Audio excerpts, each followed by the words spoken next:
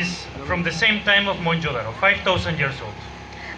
असांजी जेको चनो दड़ो साइड आहे उहा बि एग्ज़ैक्टली मोहनजो दड़ो जी टाइम जी आहे, लाइक 5000 साल पहिरीं जी आहे. Chanodaro is famous for bead ornaments, for stonework in production. ऐं चनो दड़ो साइड जेको आहे स्पेशली जेको आहे हो मतिलबु फेमस आहे, मशहूरु आहे. हुते जेके पथरनि सां जेके शयूं ऐं ज्वेलरी ठहंदियूं हुयूं हुननि लाइ जी. Stones come from far distances. They come, for example, from Badakhshan Mountains in Afghanistan for lapis lazuli. Okay.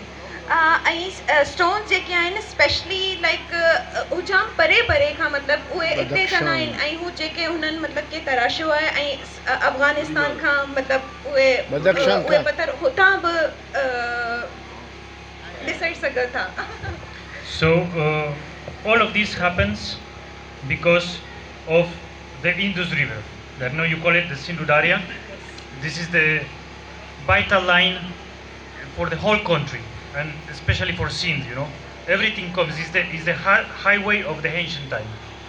ऐं मतिलबु हाणे असांजे ज़हन में अचे थो न त मतिलबु हुतां कीअं आया, त मतिलबु ही इंडस रिवर जे ज़रिए खां मतिलबु ही हिते मतिलबु पाइनि सघनि था.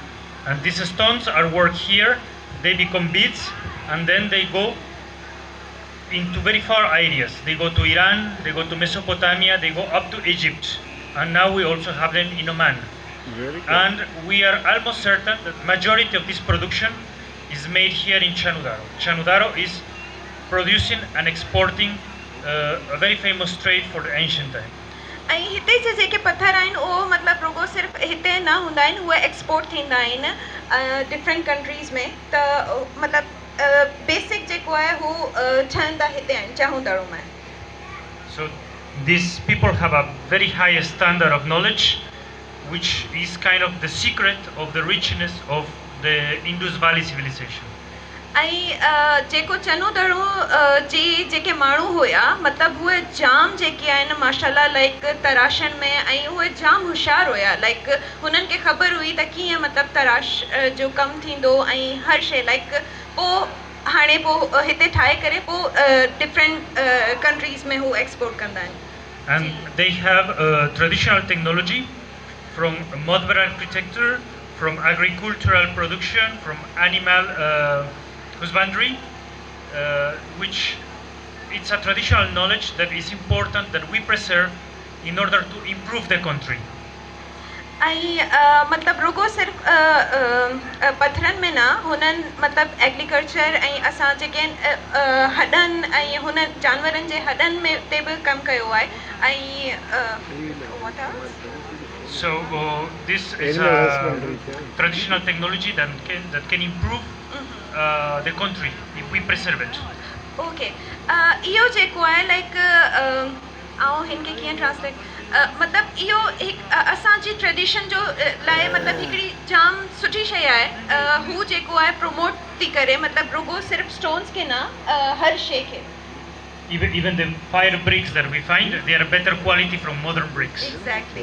ऐं असांखे जेके हुते सिरियूं मिलियूं आहिनि न उहे बि जेके आहिनि मॉडर्न जेके असांजी सिर हूंदी आहे न हुन खां बेटर क्वालिटी जी आहे.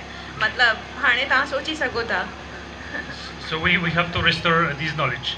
And one last thing I want to acknowledge about Chanodaro and about the work in Sindh is that as the tableau that we saw here with the different provinces. Exactly. You know, Pakistan is a young country, 1947, but with a long history.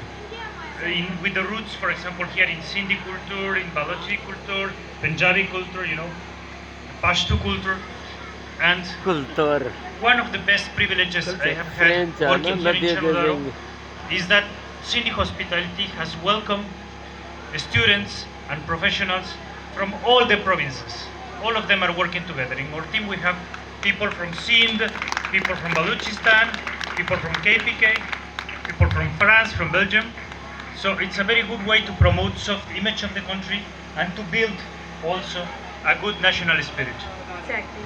Sir जेको आहे हू चवनि पिया था मतिलबु हिते जेको असांजी टीम आहे हुननि में मतिलबु मुख़्तलिफ़ जेको आहे माण्हू आया आहिनि KPK मां सिंध मां ऐं असां सभु गॾिजी कमु करूं पिया ऐं जेको पाकिस्तान मुल्क आहे उहो मतिलबु ऐं तव्हां जेको डेवलपमेंट ते शो कयो त मतिलबु असां सभु गॾिजी आहियूं न त ईअं ई असांजी टीम बि जेको आहे उहो गॾिजी कमु थी करे ॿियो जेको आहे अब इनके साथ होते हैं।